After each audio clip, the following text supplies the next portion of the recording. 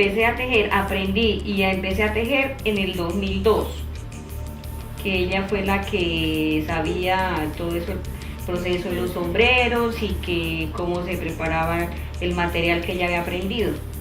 Pues en aprender que yo aprendiera a defenderme sola, gasté 3 meses sin dejar casi día de tejer. Fueron 3 meses aprendiendo, que cuando ya ella me dijo que ya uno podía defenderse solo es cuando uno dice ya aprendí. Haciendo la primera puntada, que es por lo menos el botón y todo eso, pero en la segunda Pero que lo hice, pues era muy, o sea, me ha quedado muy ralito. Entonces al quedar tan ralito, pues a uno decía, pues, prácticamente de sombrero no se va a vender, porque eso sí pues era de aprendizaje y estaba muy feito.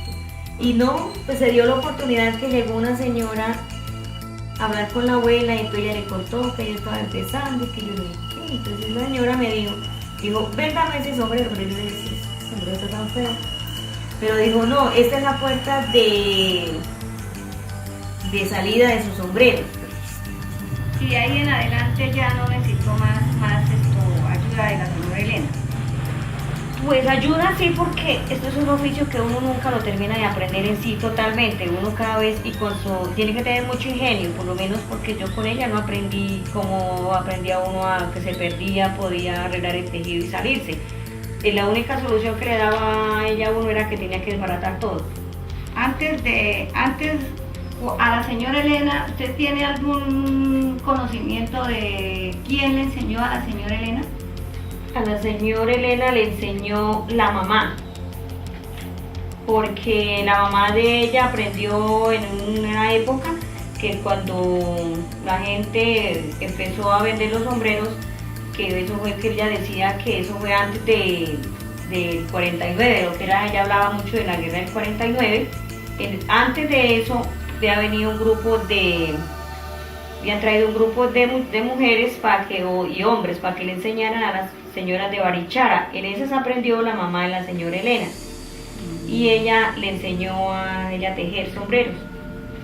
Por eso ella contaba mucho de que entonces, en el tiempo de antes, era la fábrica de sombreros, era como los que hacen los costales de fique, que la gente ellos salían a comprar material y con ese material que compraban hacían el sombrero para cada 8 días salir a vender, cuando ingresaban los compradores.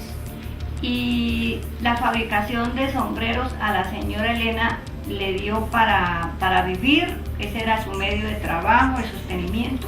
No, ella siempre decía que un arte manual, o sea, de artesanía, uno lo debe aprender como para una ayudita que llamamos, como una entradita de plata, porque pues sinceramente cuando no hay un comercio en sí que se pueda transportar, no da para sostenerse.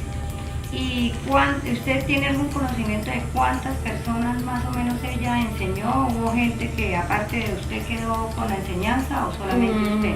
Ella tuvo muchos grupos de alumnos, por lo menos ella enseñaba al que quisiera aprender, pero la gente en sí le parecía muy complicado. Ella tuvo grupos de 15, 10 alumnos y en el primer grupo solo aprendió William Quiñones y María Margarita, que son los hijos de don Jorge Quiñones. Y en el otro grupo, que éramos 12, solo aprendí yo. Soy la única que me quedé con el aprendizaje del sombrero. Porque era pues decirle a uno, yo le compro un sombrero y ese va a ser como el trayecto que de aquí en adelante usted va a vender muchos sombreros y todo eso.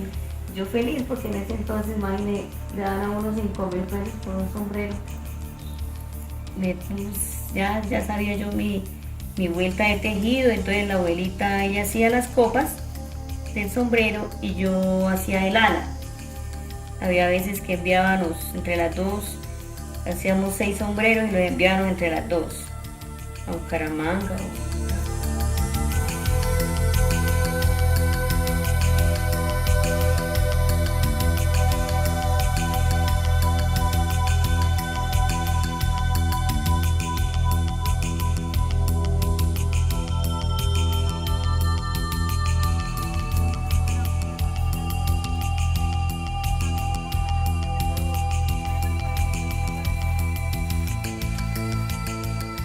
Bueno, nosotros estamos en el Salto del Mico, es donde estamos consiguiendo el material para los sombreros, que es a bordo de quebrada, donde más se da la mata de la nacuma. Porque es bueno que sea a bordo de quebrada, porque en tierra árida no da igual. Y pues hay que cortarla en menguante para que la próxima cosecha de nacuma sea buena, porque si no, cuando se corta en creciente, se crece mucho y no da material para tejer. También hay que saberla cortar, porque toca cortarla no tan a la pata de la mata, sino donde se debe cortar el cogollo, que es por acá cerquita, para que la varilla siga creciendo, y eso cuando empieza a secar le da fuerza a la mata que está echando la próxima cosecha. ¿Ella se reproduce? Sí, señora, eso se reproduce, porque por eso al cortarla toca tener cuidado, porque si se corta mal cortada, a la próxima cosecha ya no es igual. Así para que quede tallo largo para poder... ¿Dónde están? Aquí, pues. Estos son los que son mejores para tener, que son mucho más gruesos. Tome, Daisy. Este es el amarre, porque hay que amarrarlo, es para que no se abran.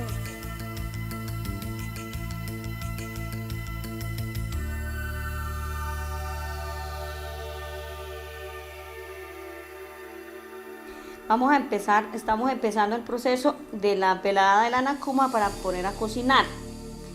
Esto toca pelarla con cuidado, siempre se incrusta el cuchillo así. Este sí puta. Y se sacan todos los hilitos, así toda la cascarita de encima, y se saca así a un ladito.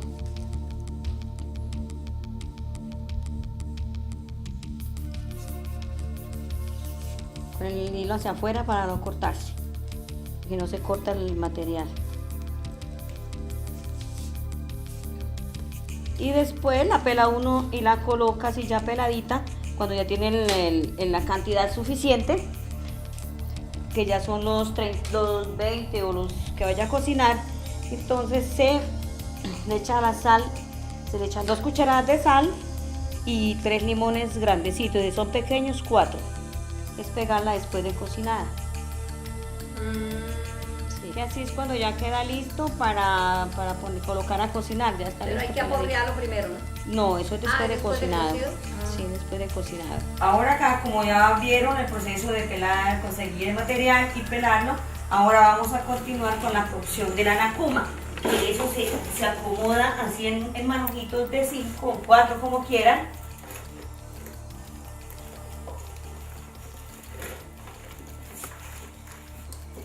Enseguida le agregamos el agua que la cubra, ojalá toda.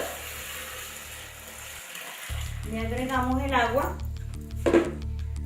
una cucharada de sal a ras para 10 cogollos y 2 limones grandecitos, 2 limones grandes.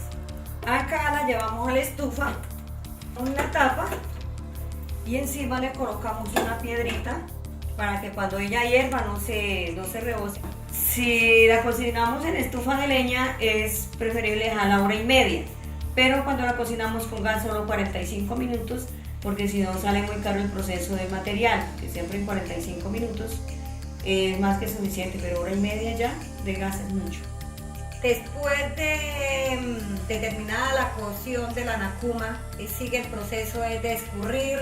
Entonces, si se saca del agua, al mismo término se le apaga la estufa, se saca del agua. Toca sacarla de una. Porque si no ella se mancha. Entonces toca sacarla y se pone a escurrir, se deja más o menos un cuarto de hora que escurra. Después es cuando va golpeado contra un tronco de madera o con lo que encuentre contra el piso bien limpio, y para que ella para que despegue y se deje despegar y colocar el proceso de secarlo al sol. Esta es el oficio que hay que hacerle el material después de que se cocina, para que ella se despegue la punta de las hojitas y poder despegar, como lo vamos a hacer ahorita. Si no se golpea así, ella no se deja despegar, para tejer, porque nos queda toda como está esta. Este es el proceso que hay que hacer al material para que se quede muy bueno para tejer. Hay que despegar hojita por hojita. Acá vamos a hacer el proceso del secado del material al sol. Esto se debe hacer siempre para que el material, con el proceso de cocción con sal y limón, al encender al sol, él se seca bien blanquito para poder trabajar. Acá este proceso que estamos haciendo es el secado del material, se hace por 2 días. No se debe dejar que le caiga agua lluvia porque entonces ya se daña el material. Acá vamos haciendo los manojitos son 4 manojitos de 8 pajas, que esto es para armar el botón del sombrero. Acá los cruzamos acá, 2 así, y acá colocamos este y volvemos acá para colocar el otro manojito, que así es el armado del botón. Cuando ya lo tenemos así listo, buscamos de las pajitas que tengamos por ahí de reserva y cortamos y amarramos acá para que no se nos vaya a desbaratar.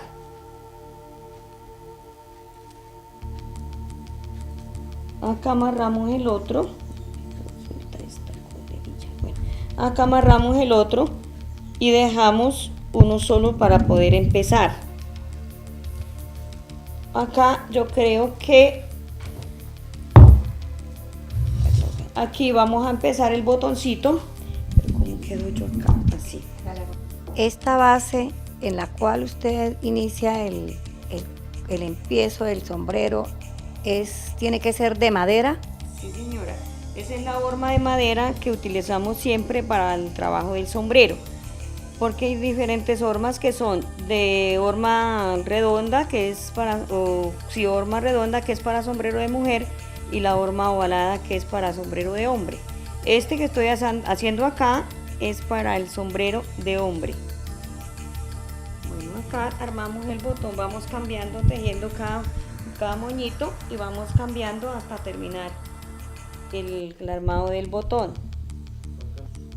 Y acá seguimos tejiendo hasta terminar los 4 lados, que son armar moñito por moñito y ajustar uno así bien ajustadito. Aquí amarra para que no se desbarate.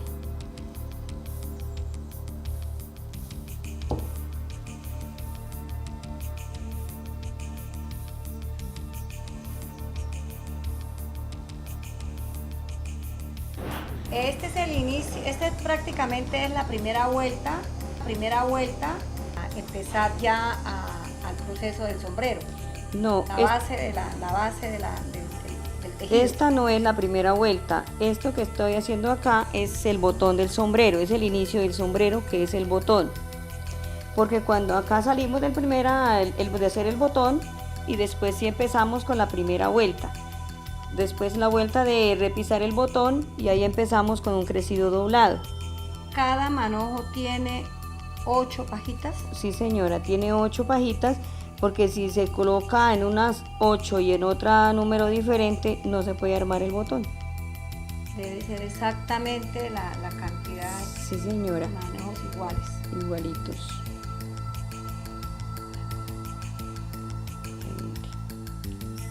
Bueno, y para mantenerlo bien manejable el material debe estar siempre humedeciéndolo.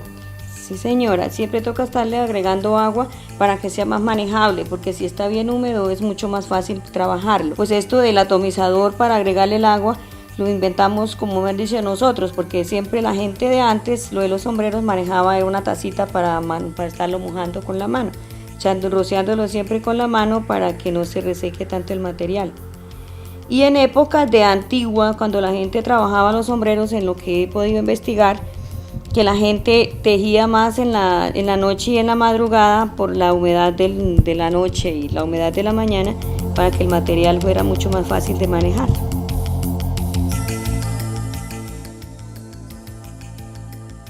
Si ven, ya está el botoncito armadito. Aquí es cuando empezamos a colocarle crecido doblado, que empieza a colocarle los crecidos doblados, después los 3 o 4 crecidos largos, para empezar lo que llamamos, que acá se hace la plantilla. ¿Cuántas pajitas utilizamos para el crecido doblado? Para el primer crecido doblado van 14. Para el primer crecido largo son 48, porque son 24 pares. De ahí en adelante ya es como un promedio de cómo va uno viendo cómo va quedando el tejido. para poder saber qué tanta cantidad, pero los primeros crecidos sí, y el crecido largo que lleva son 48 pajitas. Entonces acá empieza uno con el crecido doblado, que es armar la vuelta, que es bajar una y cruzar, baja otra y cruza otra pajita, y aquí ya lleva la vuelta de 3. Entonces aquí, al colocar que lleva uno, coloca una pajita acá, vuelve, arma la vueltica de 3 y pasa una hebrita, acá una pajita. Después baja, arma y tiene que bajar la que está colocada para que quede la vuelta de crecido doblado.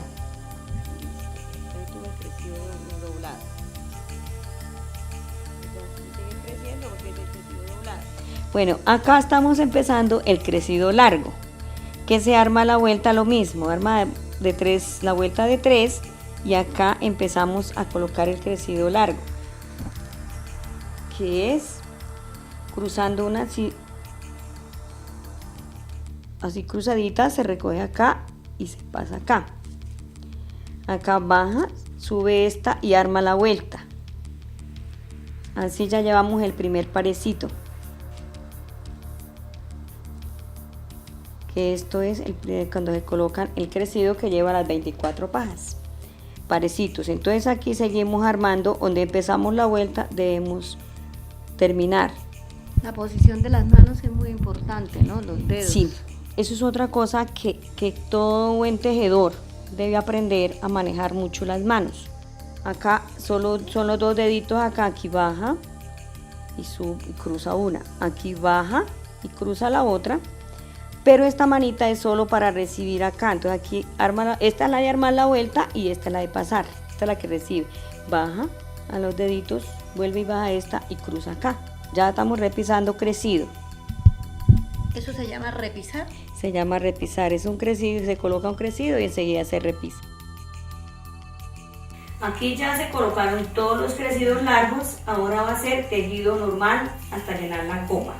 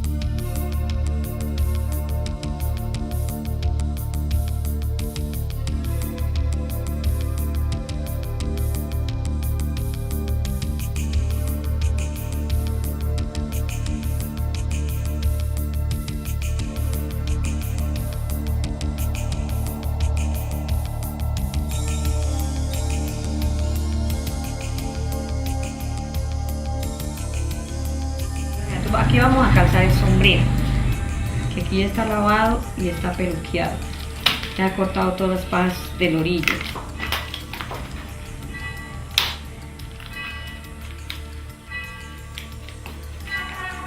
Listo. Acá colocamos un trapo o un papel, lo que encontremos más a la mano para que no se vaya a poderlo colocar en el piso, y ahí se coloca el sombrero y se le coloca el pie y se le, no tiene muy duro, gracias. Y ese es el calzado del sombrero. Toda con una persona que tenga mucha fuerza para que quede bien calzadito.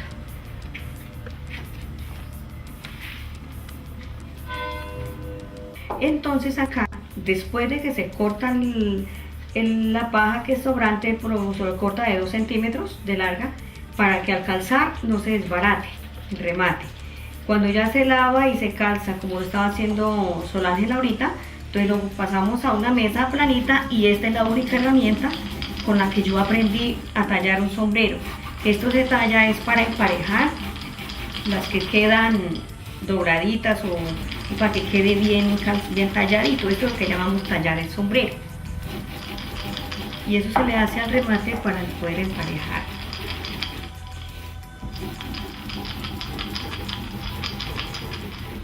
Esto es lo que uno hace para emparejar un sombrero.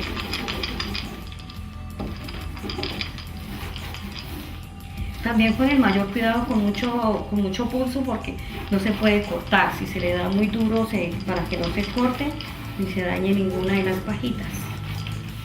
Y por lo consiguiente se le da por todas las partes.